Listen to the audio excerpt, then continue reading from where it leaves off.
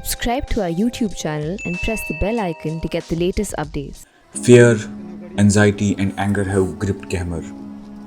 I took an 8-kilometer boat ride from Gehmer village in Ghazipur district of UP to the border with Chausa in Buxar district of Bihar, only to find gory scenes of withered corpses, floating bodies and dogs gnawing on human bones. Right now we are moving from UP towards Bihar, and it's the bordering area between two states.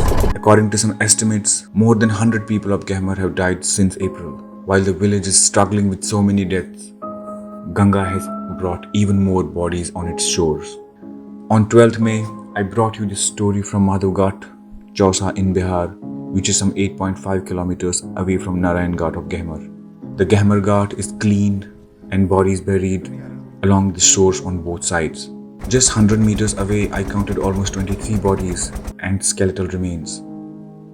But let's pause here.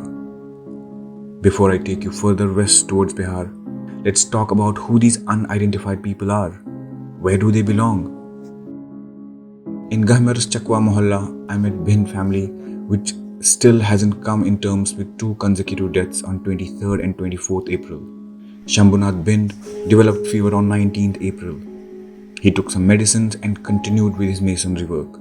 He died on 23rd. Shambhunath और दूसरे लड़के का नाम स्वामीनाथ 23 तारीख को सुबह भोर में इनका डेथ हुआ और दूसरे जना का स्वामीनाथ 24 तारीख को रात 9:30 बजे हुआ था।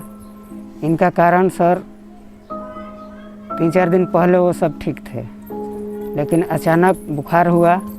बुखार के बाद खांसी और 2-3 दिन के अंदर सांस की दिक्कत आई। हम लोग ले गए थे हॉस्पिटल, ऑक्सीजन भी चढ़ा, लेकिन नहीं, कोई गुंजाइश नहीं हुआ सर। फिर उसके बाद घर पर आए, पहले आदमी हमारे बड़े भाई, उनका डेथ हो गया। फिर उसके बाद 24 तारीख को छोटे भाई स्वामीनाथ का भी डेथ हो गया। बड़े भाई का जब डेथ हुआ तो सर उस समय आदमी आए थे हमारे घर पे 50-60 आदमी, और नॉर्मल थे। 2-3 दिन में ये सब हुआ, और क्या करें सर, घटना ऐसी घट गई। और फिर जब दूसरे भाई का डेथ हो गया दूसरे दिन, तो फिर क्या हुआ? दूसरे दिन सर जब डेथ हुआ उनका, तो रात भर जगे थे हम लोग 2-3 आदमी उनको लाश अगोरने के लिए। फिर सुबह में जब हुआ कि उनका प्रवाह किया जाए, तो गांव घर के आदमी डर से नहीं आए। हम 3-4 लोग अपने घर के ही पड़ोस के एक थे, वो ट्रैक्टर टाली में उठाकर ले गए, और वहाँ गए तो सर पैसा नहीं था, इसलिए जल प्रवाह किए। और पैसा के अभाव में सर हम बाहर कहीं भी नहीं ले जा पाए, और सरकार की तरफ से कोई भी हमको सुविधा नहीं मिली। गांव घर टोला पड़ोसा के ये सब हमको बहुत सपोर्ट किए हैं लोग। खाने पीने के जो भी सामान था सर हम लोग फ़ोन कर दे रहे थे, वो आदमी लाकर दे देते थे। आपने इससे पहले कितना देखा होगा जल प्रवाह करते हुए? इससे पहले तो सर वहाँ घाट पर हम लोग उतना नहीं जाते थे, लेकिन अपने जो डेड बॉडी था वो ले गए थे, तो लगभग 60-70 लाशें आई थी।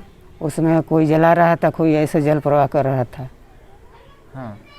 और इसी कोई तो 2 आदमी आया, 3 आदमी आया, ऐसे ही जल प्रवाह करके और चल दे रहा था। अच्छा, तो जब आप सुनते हो कि चौसा में लाश लग गया, यहाँ से ये उस जगह पे लाश लग गया इस तरह, तो आप क्या मतलब सुनते हो, क्या सोचते हो अपने भाई के बारे में?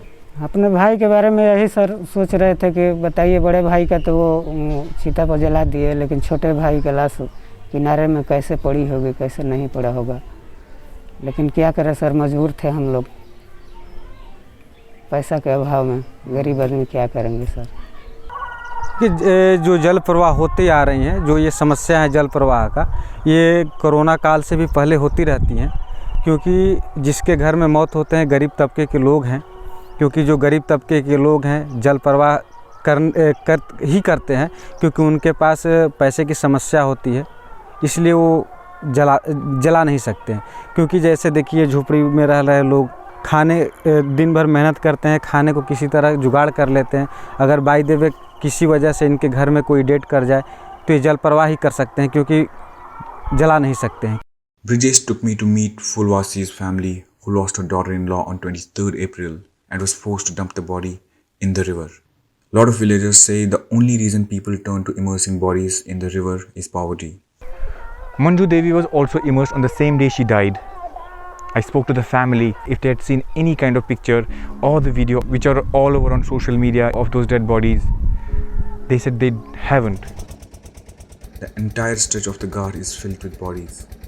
Some floating, some fished out by dogs, and some being feasted by birds. यहाँ पे कितना लाशें का पहुँचे ऐसी लाशें तो हम लोग सैकड़ों लाशें देखे हैं। अभी वहाँ से हम बारे में आ गए तो सैकड़ों लाशें हम लोग देखे।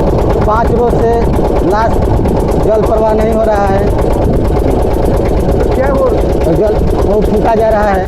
We witnessed is beyond imagination. But one thing is certain, that this pandemic has taken away the important death with dignity among people. There were bodies feasted by birds, vultures, dogs, all over the place. This is Sajid Ali reporting for The Print from Gahmar.